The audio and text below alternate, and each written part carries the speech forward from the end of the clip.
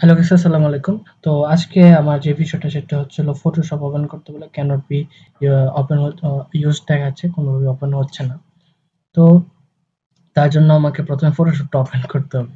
তো ফটোশপটা ওপেন হওয়ার পরে আমাকে ফটোশপটা টেক্সট বার থেকে ইন করে দিতে হবে। তো নিচে নামানোর পর টেক্সট বারে যাওয়ার পরে রাইট ক্লিক করে টেক্সট বার অপশনটা আসবে, দেন আমাদের আসবে।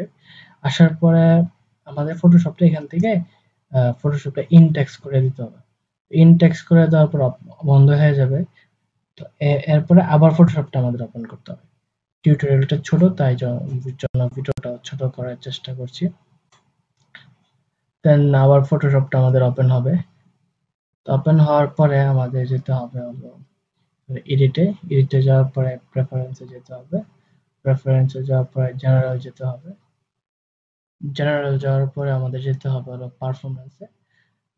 পারফরম্যান্সে যাওয়ার পরে আমরা এই যে এখানে র্যামটা কম থাকবে, আপনি চাইলে র্যামটা কম থাকবে, ফটোশপ কম ইউজ করবে, আপনি র্যামটা বাড়িয়ে দিবেন, তাহলে আপনি ভালো একটা পাবেন।